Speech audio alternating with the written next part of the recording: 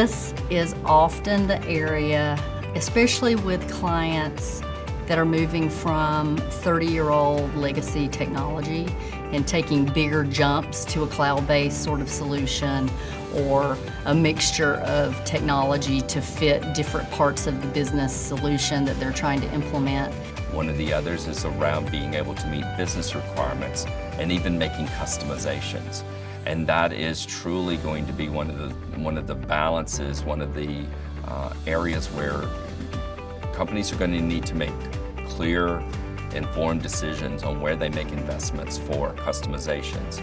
Often from both a change management perspective as well as just from a business functional perspective. The implication is that if we're implementing a solution that's not going to meet every business requirement we have today or have all of the customization that we have today, then we're taking a step back.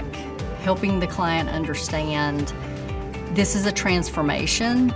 Given the leap that you're taking from technology solutions that you have today and you're trying to come up to a modern day set of functionality and technology, what does that really mean? Where are you maybe not going to have the same sort of customization? How do we get around that? What do we think about from a business process implementation perspective, outside of the solution, inside the solution, using reporting and data warehousing solutions, things like that. There's options around most of the requirements and customization requests that they have. Biggest challenge we typically have with clients when we get into a design phase with them is that they try to recreate what they're already using. And again, because of where technology is at today, that's very hard to do. You can't really easily do that. That's not something that's going to be sustainable. So we try to make sure that from a QA perspective, quality perspective, we're not going down that path inadvertently with the client where they're trying to just recreate what they have today from a requirements perspective. But they were able to meet the critical business requirements and make sure that they understand how that's going to be addressed as we move forward. In the past, a lot of these applications were grown within the company. They were actually built by programmers that were unique. And in some cases, those programs still hold unique capabilities that distinguish that organization amongst its peers. That is an area where you may want to invest in customizations. That's where you absolutely need the business requirements to kind of focus.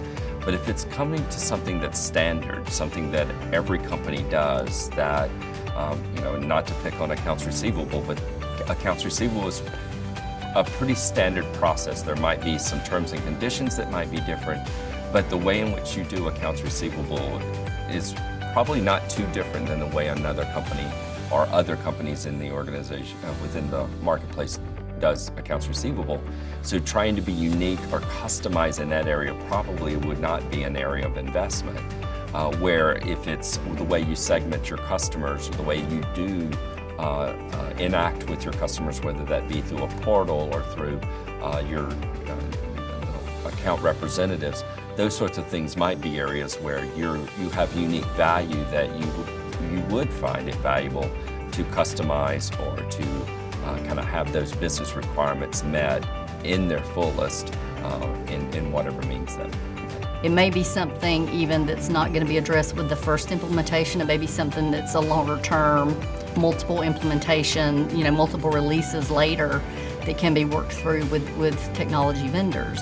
But it's a mindset that they need to have before they go into the project and you get too far down the path on the design side of things. We typically make sure from a leadership perspective and a project team perspective that we understand how we're going to put the global template in place and how we're going to address that with the business users that are helping define the requirements and the design.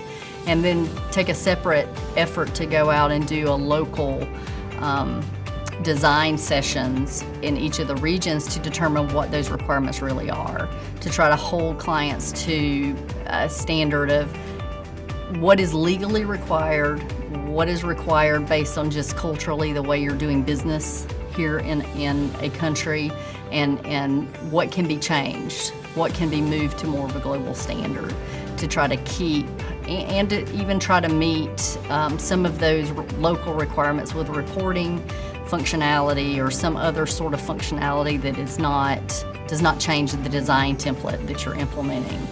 But that is one of those areas too where we have to work with leadership to make sure that they understand that as well.